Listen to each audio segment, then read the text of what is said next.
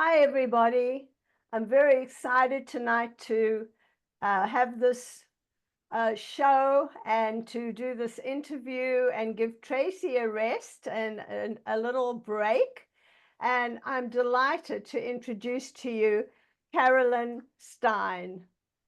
I've known Carolyn for the past 10 years. I met her 10 years ago at an Aegis Grace training where she trained with me to be an Aegis Grace educator, but we'll go there later. She's an international speaker, keynote speaker, and 4 times author, 4 books that she's authored, one just recently that was published recently.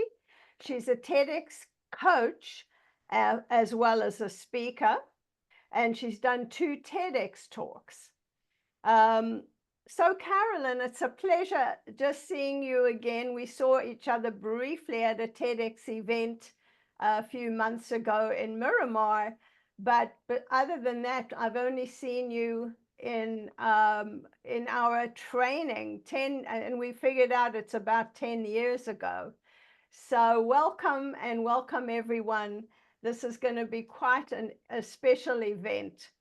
Carolyn, you just, your book, and I think it's also your TEDx talk, Suddenly a Senior, How Does It Happen So Soon? Can you elaborate on how you came to writing that book? Is that your first book? No, I have a couple others on Amazon. For years, I've been writing books on public speaking and leadership. But about 20 years ago, my husband developed Parkinson's. And I'm going to tell you how I was dealing with it, what I learned, and what I learned about becoming a senior. And this book came out about 2 years ago, and I think it's helped a lot of people. And of course, the title immediately is a grabber. Suddenly a Senior. How did it happen so soon? And then I add, and to me, for heaven's sakes, how did I ever know? How do I know how to act as a senior? And how did I feel becoming a senior? I will tell you that a number of years ago, I was walking in the airport. I looked great. I was wearing blue jeans. I was pulling my carry-on with me, and I felt great. I felt like I was 25 years old, and a porter came up to me and said, "Lady, do you need a wheelchair?" And I thought to myself, oh, I'm missing something. I don't know how to act like a senior. I didn't even know I was one. But I'll tell you when it really happened, when it hit me, and that was in the doctor's office, when the doctor said to me, "Your husband has Parkinson's." And we didn't know what to do. We didn't know what to think. We traveled, we were active in sports, and this was a whole new life. So that eventually turned into the book that I wrote. So I understand why you wrote it. Can you talk about your experience realizing that you're a senior and how you navigated that? Well, the first thing that happened after we found we had Parkinson's in our home, my husband had a great attitude. And he said to me, "You know what? We're not going to call it a disease. We're going to call it an inconvenience. We're going to travel. We're going to be active. And I don't know how long I'm going to be living with Parkinson's, but I'm going to make the best of it." And we decided in life, it's not the width of your life. It's not the length of your life, it's the width and how you handle with an attitude of it's an inconvenience, but we're going to travel. And with Parkinson's, We crossed 3 Silk Roads of China. We went to Africa. We went to Siberia, Mongolia, and even very primitive Papua New Guinea. And we traveled with it. We traveled with a cane, we traveled with a wheelchair, and at the very end, we traveled with a feeding tube. Oh, wow. We just kept going. And I really felt so strong about the things we did and how we handled things that motivated me to write the book and to speak all over to all kinds of groups, because seniors are very reluctant to change or to taking risks. And I think the attitude of taking a risk and being open to change it's such an important message that's what I've been doing for the last few years. Well, I compliment you. I pay tribute to you for doing that with your husband under those circumstances. And, you know, 20 years is a long time to have it, but it might have been a slow progression, I'm assuming. And so you were able to do things like traveling to all these exotic places. And when you traveled there, were you lecturing at the time? Yes, in some places. I had speaking engagements and I combined that with our travels. But there were a lot of things I learned a lot about for seniors. Ageism. Ageism is an attitude, and people have always had a rather negative attitude about seniors. Believe it or not, it started with Socrates. His description of an elderly person, and let me tell you, an elderly person was at the age of 50 at that time. And he said that seniors are hairless, toothless, deaf, half blind, and useless. And Yikes. really, thank you, Socrates. But things have changed slowly, but very slowly. It really wasn't until the 17th century that England started something called workhouses. And they took elderly people who didn't have families and they took them in, and they were not working. They were not putting them to work, but they gave them a bed and food, not hygiene, not medicine, but these people were literally on the street, because if a senior did not have family, did not have income, they were really in trouble. They really needed help. And it really wasn't started until the 17th century, but slowly, it advanced, and geriatric medicine started at the not until the early 20th century, when physicians said, well, these people are living longer, maybe we better pay some attention to them. So I think another very wonderful thing for seniors was that in 1967, Lyndon B. Johnson created the Age Discrimination Act. So people that were 65 and 70 that wanted to work could work. Nobody had to ask their age. They weren't allowed to ask their age. So it opened a lot of opportunities for seniors, and it has really been growing a great deal since. And now people are paying attention. Wonderful organizations like AARP and WHO, World Health Organization, they're all looking for ways to help seniors and be of assistance and offer many, many opportunities that were never there before.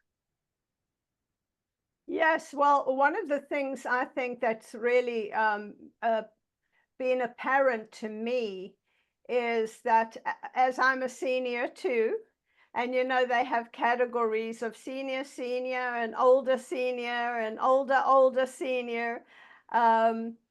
I believe that a lot of it is also cultural from the point of view that many cultures really respect their elders and respect their seniors and consider their seniors to be wise, and they take their wisdom with them, as opposed to a lot of other places that don't.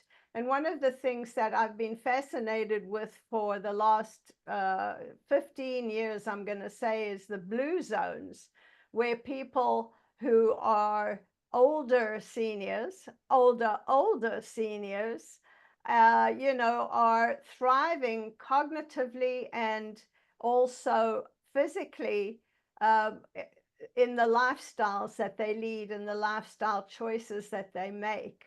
But I want to go back to Ageless Grace, because that's how we met. Yes. And to ask you, if you wouldn't mind, now you did the training 10 years ago. May I ask you how old you were then? Oh, you'd like to know my age? Well, that's easy. Lana, can you Yes. keep a secret? I will. I won't tell Okay, anybody. you can keep a secret? Yes. Yes? Good. So can I.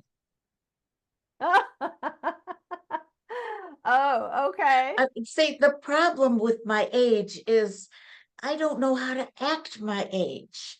My kids say to me, Mother, will you grow up? Well, no, I don't know how to. There's no instruction book for being somebody who is 80-ish. And it's just, I think, a mindset. And I think the mindset is curiosity. And when people ask me why I live such an active life and how do I have the energy, it's all based on curiosity. I want to know about this place and that place and this book that I haven't read, and I never went to this other restaurant, and I want to meet more people, and I want to know about more things. And I kind of think that's what keeps me going. I'm kind of an energy bunny, and I really keep a fast pace, but I love it. But I have ideas for seniors how they can do that too. I have a solution to seniors feeling isolated. And what is that solution? Well, first of all, let me mention that senior isolation is a very big problem. And as I mentioned, AARP and the World Health Organization have addressed this as a serious situation. About 56% of seniors live alone, and about 38% suffer from isolation. They forgot how to socialize. They may not have children that live nearby. They may not have a spouse, and they become isolated. And isolation exacerbates sickness and heart disease and dementia. And there are things that people can do if they will allow themselves to just step out of that comfort zone just a little bit. And some of those things are, well, first of all, Ageless Grace is a wonderful, wonderful opportunity for people to exercise. Exercise is the most important thing anybody could do, and to make it a regular thing. Take lessons, learn how to do it, teach it to other people. It became a habit in our household, and it did magical things. I have no inconveniences or any problems that hold me back from any kind of exercise. But the Ageless Grace seemed to do something to my brain while I was doing it. I think my left brain and my right brain were just coming together while I was doing that exercise, and I became very, very invigorated by that.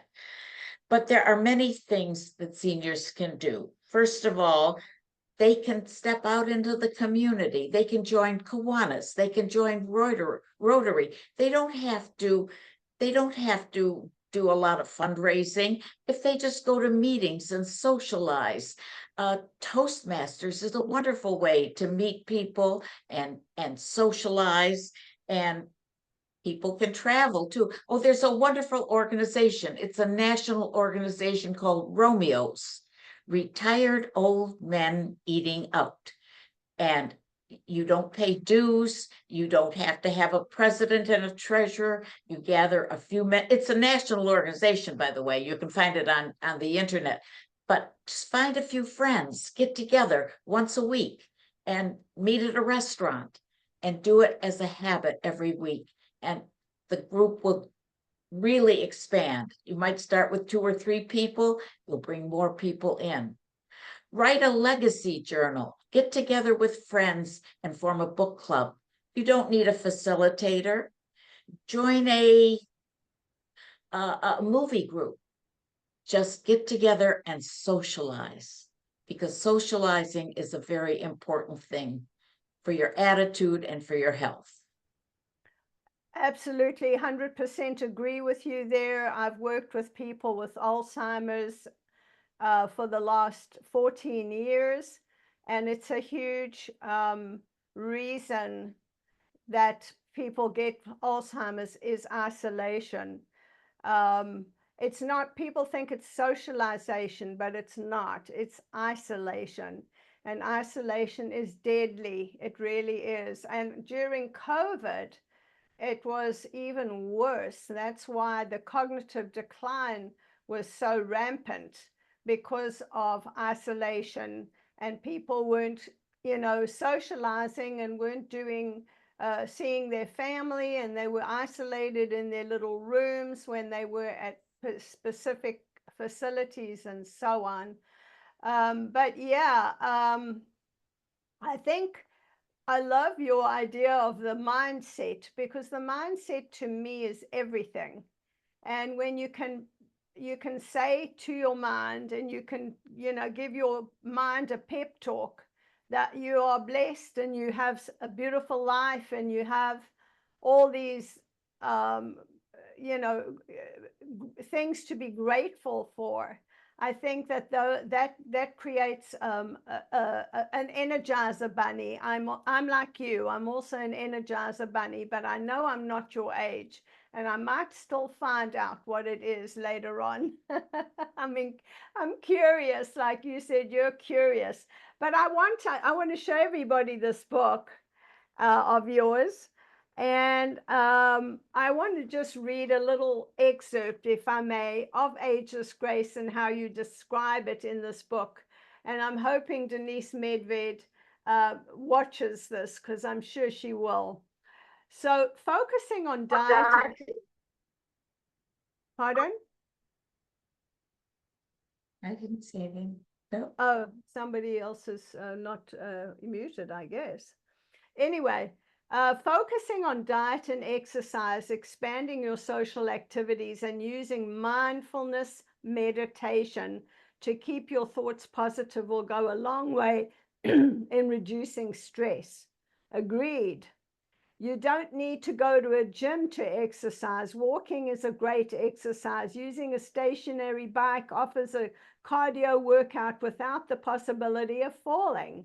Swimming and water aerobics are super. In the water, you are not fighting gravity, and the water offers buoyancy and provides support just by walking back and forth in shallow water.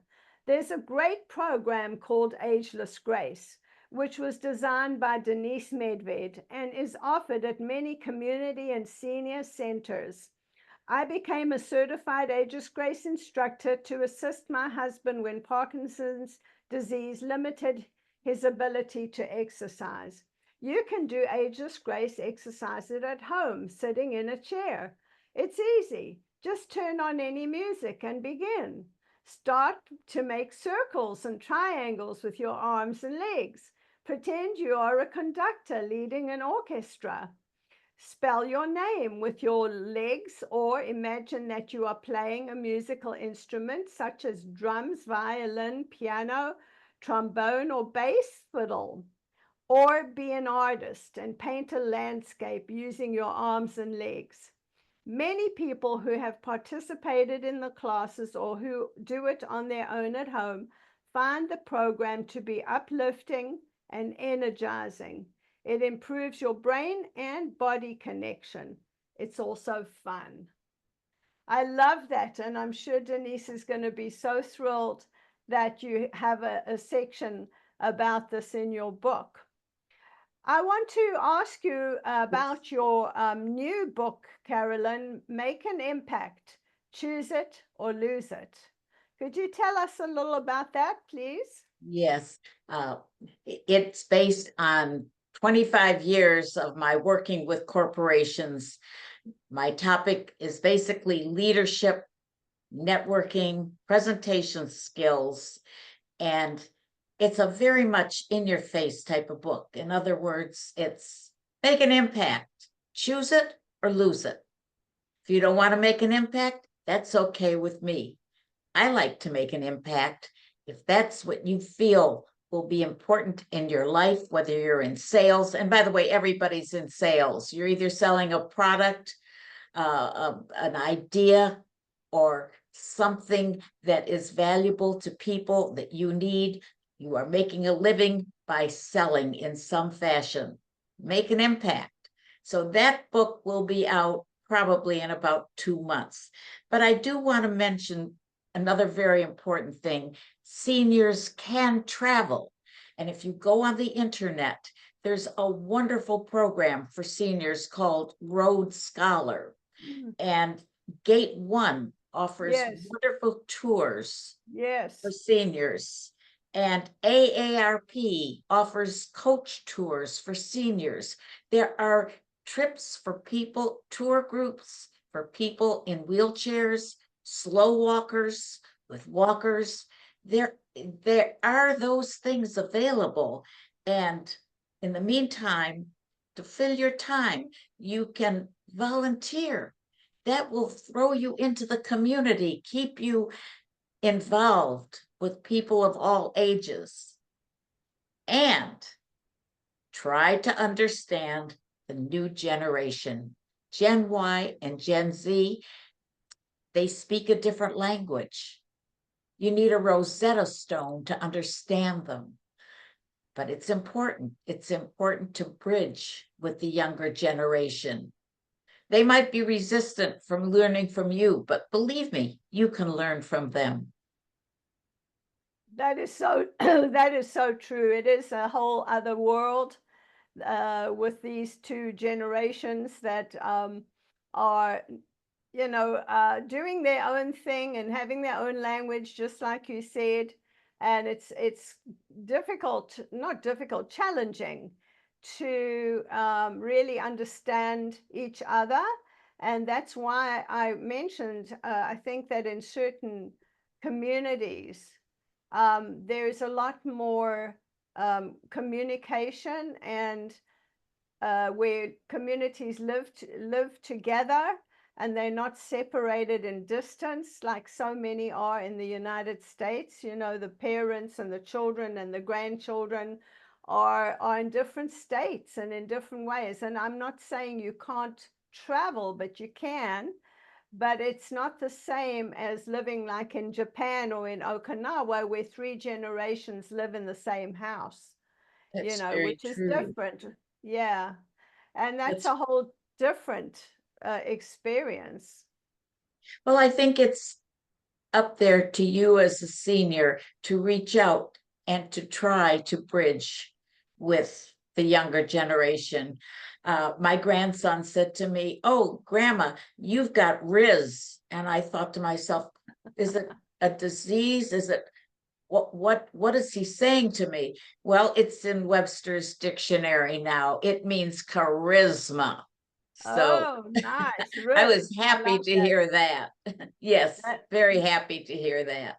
that's a cool abbreviation, Riz for charisma. I like that. And you do, absolutely. I was so impressed when I saw you on the stage. People don't know that when you do a TEDx talk, you are literally, you've learned word for word the talk. so that you can say it and you know it can flow, it can be smooth, it can be Right. articulate. And I was so impressed when I saw you give your I guess it was your second TEDx talk, and it was remarkable. And I know that you said you're 80 something, and I think that the way that you have navigated your life and how you've been with your husband and all your travels and all your talking engagements, and the way you've engaged in with people of all generations. I really pay tribute to you, and I think this is a wonderful life that you've been blessed with. Um, just so that people know, all your books are on Amazon, and it's Yes. Carolyn Stein as on um, her screen. That's it. That's the word. um, yeah. So, what future plans are you having right now? I mean, where are you going somewhere special this year or coming up year? What's going Oh. on? I mean, I know you got a lot of things going on all the time. So tell us. Well, I think I have to move to live right at the airport. The last year and a half, I went to Antarctica, to Croatia, to Turkey, to Mexico, and hopefully I will be going to Greece in the spring. I love to travel, and that keeps me going. And as I said, seniors can travel. There's many ways that they can do that. And I think that just feeling an attitude of gratitude, even when a lot of things can be thrown at you, you can still be grateful for a lot of things. And I think the attitude of gratitude, curiosity are the things that really help let your life be very pleasurable and enjoyable. And I And thank you, Lana, for letting me be on the show. I enjoyed it tremendously. I really oh, did. It was oh, fun. so happy to have you. And of course, we have to mention good health, because Yes. once you have good health, everything else can fall into place. Right. And that's, to me, something that I strive for, and I strive to help people understand what good health is and how to attain it. Um, and apparently you have wonderful health, because you can go here, there, and everywhere and spread your news and spread your wisdom. And I just love that you do all this traveling. And when you traveled this past year, did you do talks at those places? Yes, I have been invited to speak in many countries. And, as far as health, yes, I am blessed. I'm young at heart, but without mentioning it, there are a couple of things that have gotten old. I mean, I have my original hips, but everybody has a little of this or a little of that, and it's just a matter of trying to make it an inconvenience and not a Yes. disease. Yes, and it's the mindset again. So, Carolyn, I'm so excited at everything you do in every part of who you are, and I'm so honored to speak to you tonight after not seeing you for 10 years and having the pleasure of training you at Ageless Grace. I wish you the best, and I'm just looking forward to hearing more, because I know you're going to do more TEDx's. I know you're going to write more books. I have no doubt about it. Thank you for being with us this evening. Really appreciate you. Thank you, Anna. Thank you so much. You're welcome.